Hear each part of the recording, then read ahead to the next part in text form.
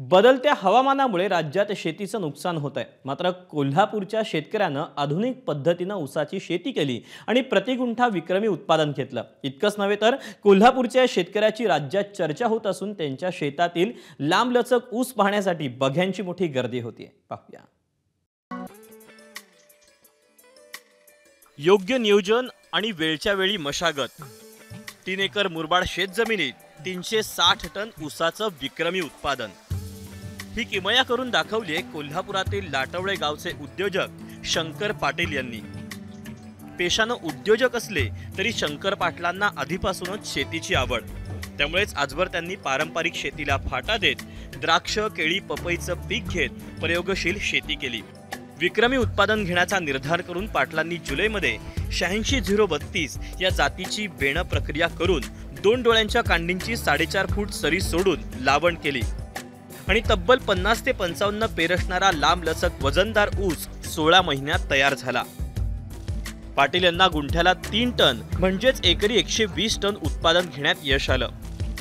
जाड पेर असलेला लांबलचक वजनदार ऊस 3 ते 4 ठिकाणी तोडूनच त्याची मोळी बांधावी लागते।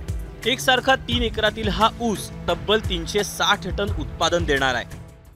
आम्ही हा प्रत्येक एकरी ऊस किती आहे हे मॅन्युअली लेबरकडून मोजून घेतलं जातं। त्यामुळं एक एकरी आमचे सर्वसाधारण 40,000 ते 42,000 ऊस प्रत्यक्षात होते। तर 40,000 ऊस एकरी धरले तर हा जो 48 ते 50 पेऱ्यांचा ऊस जो आहे तो प्रत्येकी सर्वसाधारण 3 किलोच्या पेक्षा जास्त आहे। 3 किलो जरी धरला अवरेज तर 4×12 म्हणजे 120 टन हा एकरी ऊस निघेल याची मला खात्री आहे। एकरी 42,000 ऊस राहावेत यासाठी अतिरिक्त ऊस काढून ऊसांची संख्या मोजून घेतली। योग्य पद्धतीनं मशागत, खतांची मात्रा वेळच्या वेळी देणं, पाण्याचं योग्य नियोजन याचा सुरेख मेळ घातला। परिणामी पाटील यांना एकरी 120 टन उत्पादनाची हमी मिळाली। 25 ते 30 दिवसाच्या अंतराने रासायनिक खताचा परत एक डोस देण्यात आला फुटव्याच्या अवस्थेत।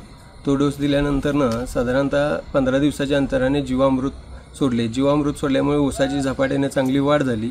वाढ झाल्यामुळं साधारणतः 90 दिवसाच्या दरम्यान ऊसाची भरणी केली। 90 दिवसाच्या भरणी केल्यानंतरनं 15 दिवसाच्या अंतराने परत जीवामृत सोडण्यात आले। ते जीवामृत सोडल्यानंतर ऊसाची चांगली ग्रोथ मिळाल्यानंतरनं एकरी साधारणतः 42,000 ऊस संख्या राहील अशी मेंटेन करण्यात आली। शेतीचं योग्य पद्धतीनं व्यवस्थापन केलं की भरघोस उत्पादन मिळतं आणि आर्थिक फायद्याचा गोडवा हा देखील चाखता येतो। हे शंकर पाटील यांनी सिद्ध करून दाखवलं।